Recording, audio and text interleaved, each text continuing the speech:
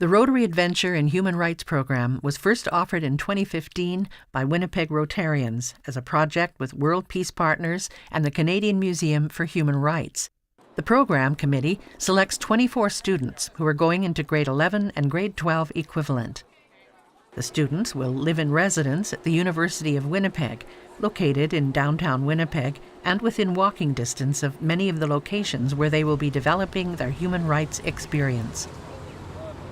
Originally, when I was first asked, I was surprised I was asked. I am involved in my groups, but I'm not the leader of our group. I thought this program was more for the elite humanitarians. What's really interesting about this kind of human rights program is where the blends of people, the diversity of people, where people come from, what their experiences are. People bring many, many, many different things to the table. I think the biggest part of the program that's had an impact on me is watching these young people starting out the week very shy, very unsure of themselves, and yet they're starting to open up.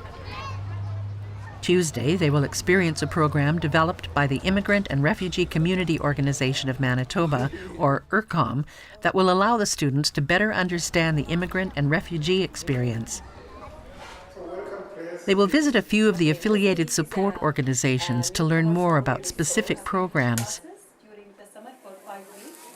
Their day will end in Winnipeg Central Park, where they and Rotarians host a free barbecue for the whole community.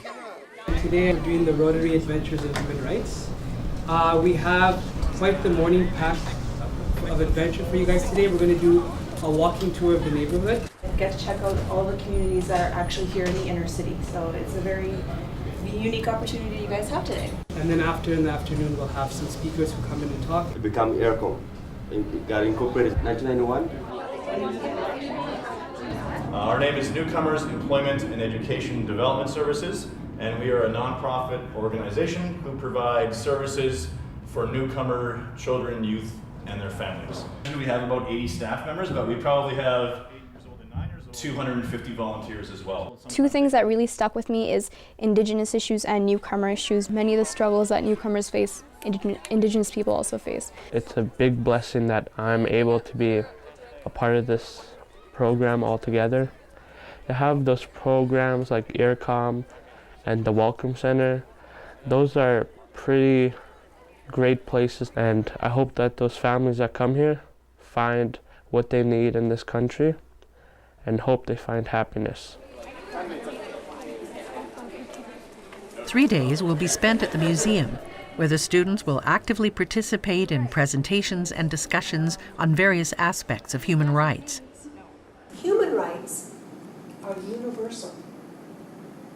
You're going to learn about the United Nations Universal Declaration of Human Rights. When you see a situation or you read about something or you get information, how do you actually analyze it?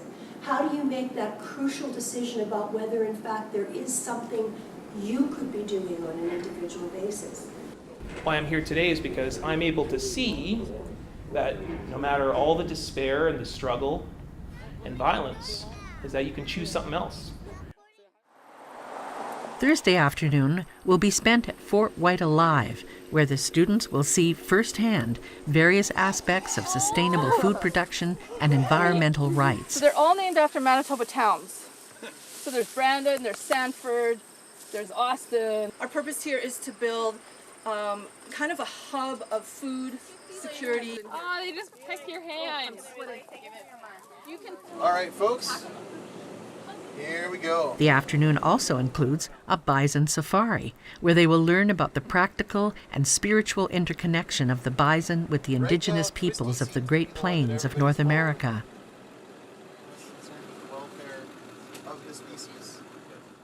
The students speak for themselves how this course has affected them. Everybody just incorporates so many different diverse perspectives, and it's really interesting for me to hear all those and kind of like figure out where I stand with each of the problems. Ultimately, we're going to have to come together as people of the earth to make a difference. I know that it's going to be a great week because of the characters in this group. People are just, they don't think of themselves, they just think of others. I was just like writing notes all the time about the things that I'm going to do when I get home. As a teacher, I'm also a student. And the group of kids who have been collected here are a unique group of individuals. And observing the different perspectives that every one of those kids has changed my perspective of things. For more information, go to the website and download an application, worldpeacepartners.org.